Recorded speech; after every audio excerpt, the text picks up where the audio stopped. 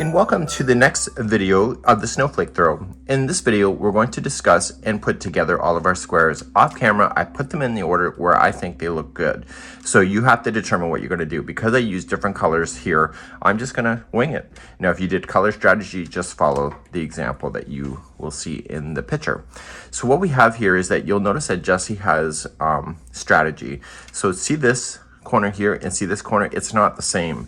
So what she has done, and you can look for the stitch mark, or sorry, with the ending, and you can just rotate this so that they all kind of match each other. So you see this here. So you're going to want to go through and make sure that those all look similar to each other. So up here, here's the corner here. I'm going to rotate it like this. So just do that, lay it out to what you would like to do. And then I'm going to start by just going here. We're going to do a single crochet join, but what I'm going to show you here is two options, and I'll show you the first option, which is what's in the pattern, and then I'm going to show you a slip stitch join, which is what I'm going to do for my finished sample. So starting with any color that you wish to join, I'm just going to use white, the same color as the snowflake, and just create a slip knot. So if you would like to do what Jessie is suggesting, we're going to do the back loops only with a single crochet join. And you're going to start with the first one here. So there's two chains on the corner. Start with the first one that's closest to this side and going into the back loop of this one. So just one loop here. And then you're going to go into the back loop on the opposite side over here. Okay, so this one has to come up here. And then you're just going to use this strand and do a single crochet join. So just pull through and then pull through two. So you don't really have to count anything because the stitches should match each other. So back loop of this one, and then the next back loop of this one, and you're going to single crochet. So when you get across the jumping point, okay, you're just going to keep on single crocheting, and you're going to get to the first one here just after the corner, and then you're going to jump to the next one. Okay, it's the first one before this side and the first one before this side, and you're just going to jump and just keep on going. And then once you have that done, you're just going to do this seam and then the next, and then turn your work around and then do the seaming going in the opposite direction like that.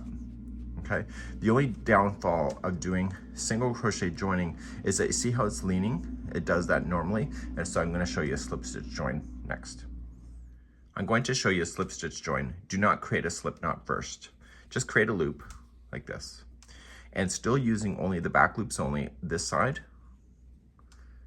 and you have to go down this side. So before we were coming up to join, we want to go down like that. You're going to grab the loop and you're going to pull through.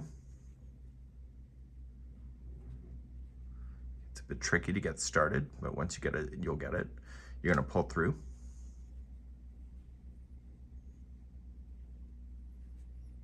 Now that you're in, you're just going to pull through like that.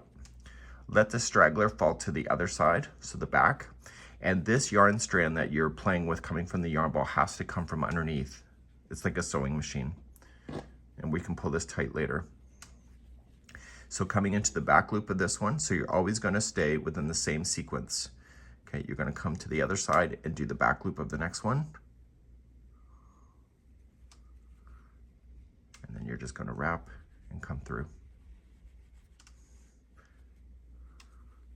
And what this is going to do, it's going to attach it, but when you attach it, it's going to create it so that it's a flat join. So you just want to stay out of the way of that strand that's coming from the yarn ball from underneath. So you can decide what you would like to do. If you would like any other kinds of joins, you can play with it. I'm not going to give you any more suggestions on that. And it's a neat way. So once I go all the way across, I'm going to do this. And when I get to this, the first one after here, and the first one out here, I'm going to immediately jump to the first one before this side, the first one before this side, and keep on going. I'm going to keep going all the way down. I'm going to attach the next one up here. Okay, so it's just off camera up here and go across. You'll turn the whole thing and then you'll just go across. And so you'll just jump across exactly the middles, just like that. So this is the slip stitch join. You can join them anyway. If you wish to sew them, you can do that too. And I'll be back in a moment. So I'm coming close to the end of these two squares that it will join. So I'm coming into the one after this post, this side, and then this side. So it's part of the chain two space, part of the chain two chain itself, not the space. And now that's it. So now I'm just going to take the next two and keep in the same sequence. So this side first, back loop, this side here.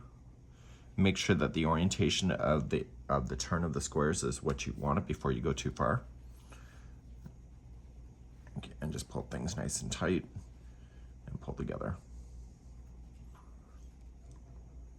And so you just officially jumped. So you got to make sure that this yarn stays in the center to come up through the bottom, up. So you just officially jumped over, and now the squares keep going. So go all the way to the end and then keep attaching, and I'll be back in a moment. Now that one side is done here, I'm just going to shift up and get my next layer and start pushing those into position and also joining those separately as well. So we'll put this together, and then I'm going to have my 3 rows complete. I'll be right back. So all my lines in this direction are done. So now I'm going to start in the next direction. So I just turned, and I'm going to do all the seam lines then going this way for that. Again, do not create a slip knot if you are doing my kind of joining of the slip stitch join. And what I'll do is that I'll see you back here in a second as I show you how I'm going to jump over top of this right here. So I'm about to jump over, and so I'm in the chain 1 space on this side that was closest to this here. I go right over top, and I get the chain 1 on the other side here that is closest to this side, because the other one already has this vertical here. And then I'm going to get the other chain 1 over here.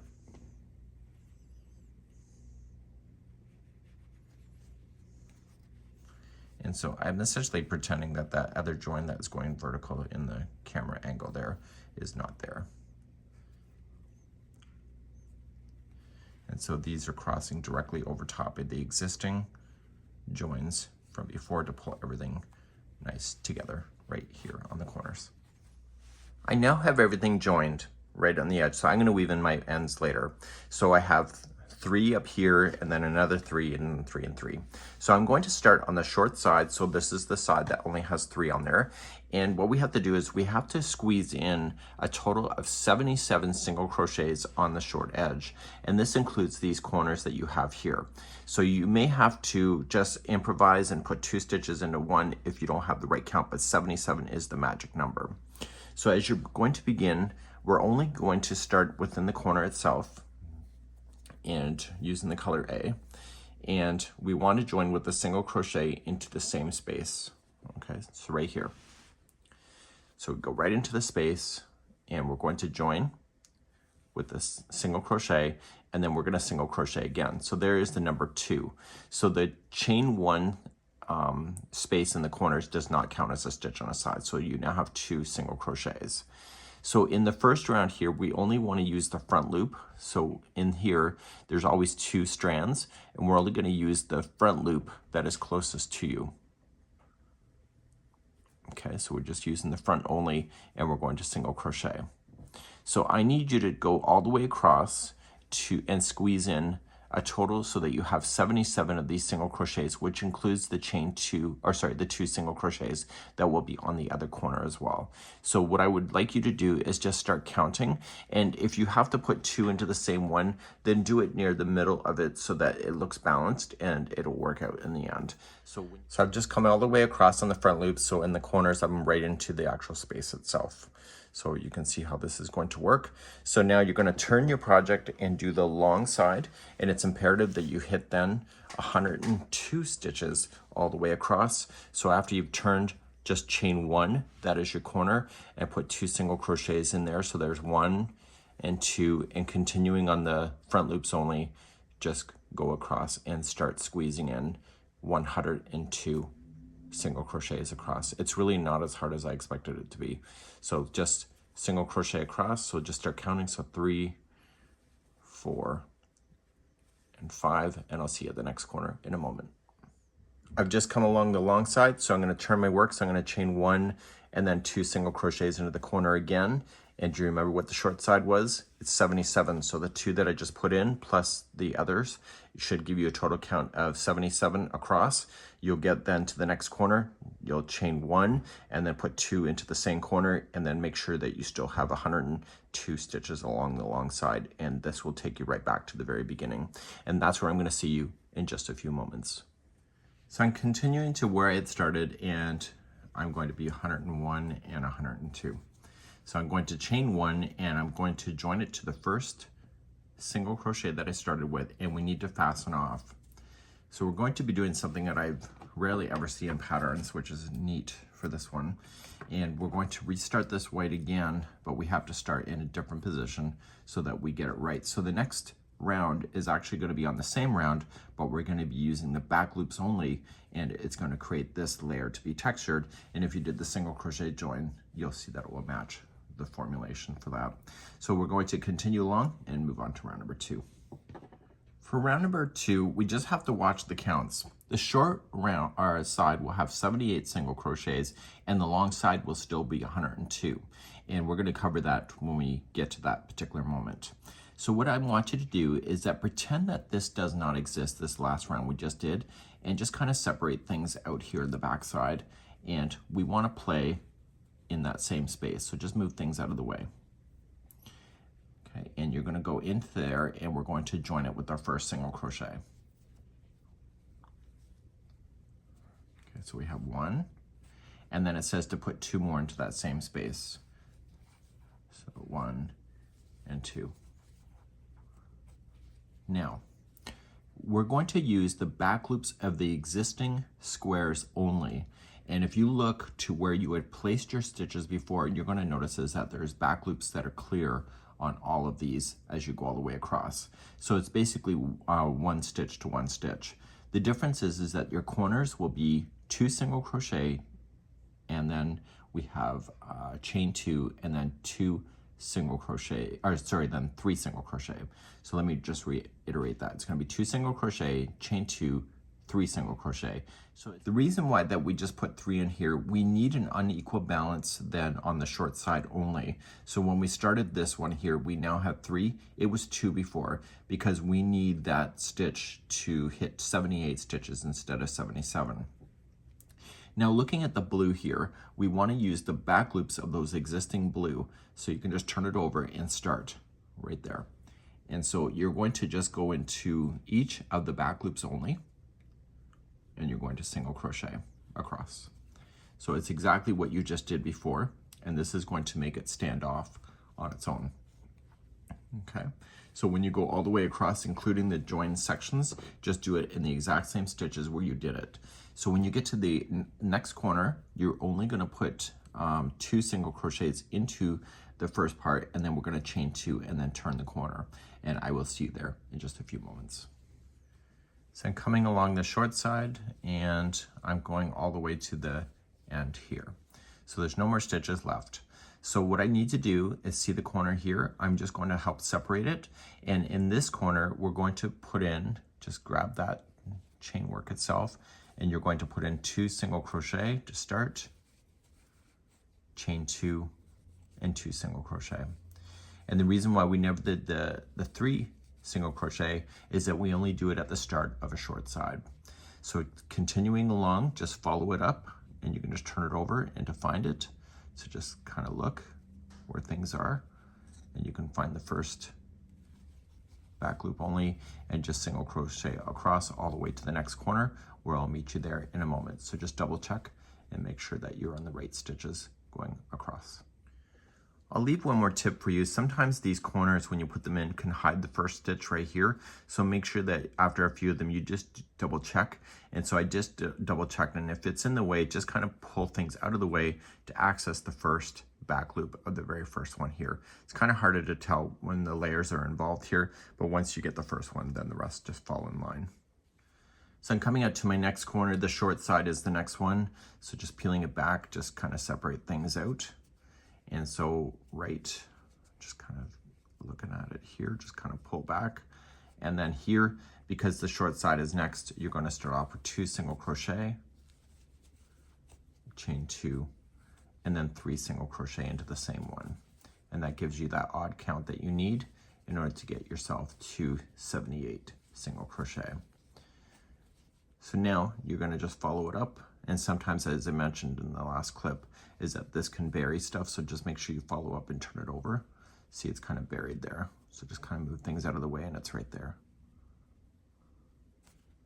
And if you're not sure, just put in a few stitches and determine that, and then you can move it if you have to. Okay, so there's the next one right there, which is right there.